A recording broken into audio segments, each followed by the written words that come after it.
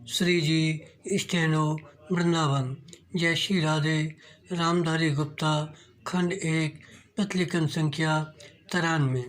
गति 120 शब्द प्रति मिनट। प्रारंभ करें।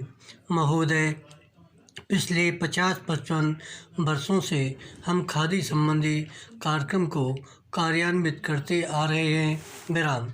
इस कार्य की ओर हमने पर्याप्त ध्यान दिया है और हम में से कुछ ने तो पर्याप्त समय भी दिया है। विराम। सबसे बड़ी कठिनाई मिल के बने कपड़े से प्रतियोगिता की है।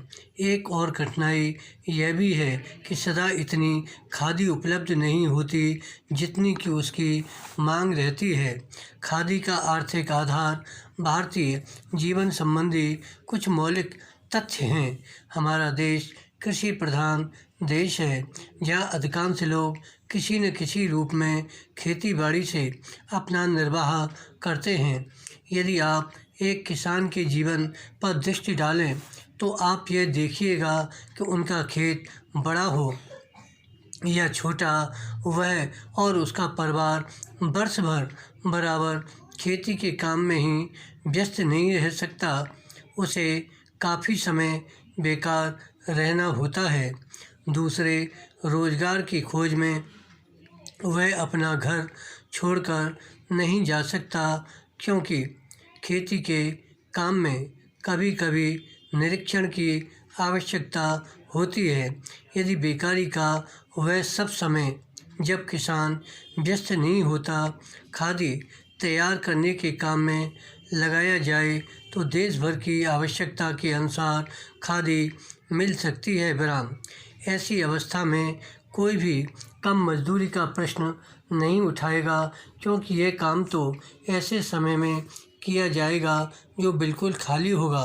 उस खाली समय में किसान कुछ न कुछ कमाएगा ही, और वह कमाई ऐसी भी नहीं कि उसका कुछ मूल्य भी न हो। कम से कम वह अपने लिए तो इतना कपड़ा तैयार कर ही सकेगा जिससे उसको बाजार से न खरीदना पड़े।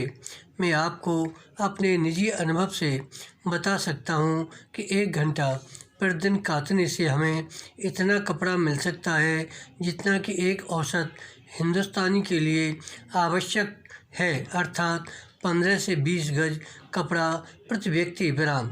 इस दृष्टिकोण से देखा जाए तो सस्ते महंगे कपड़े का प्रश्न ही नहीं उठता, क्योंकि खादी खाली समय में किए गए परिश्रम से प्राप्त हो जाएगी। विराम। खादी के संबंध में एक आधारभूत तथ्य है। विराम। हम जानते हैं कि आदमी सदा काम नहीं करना चाहता। विराम। कभी कभी उसे खाली बैठे रहना ही अच्छा लगता है, परंतु इन सब कठिनाइयों के अतिरिक्त मैं सोचता हूँ कि खादी का प्रचार और विस्तार असंभव नहीं है। अतीत में गांधी जी ने खादी आंदोलन आरंभ किया। विराम। धन्यवाद। श्री हरदास।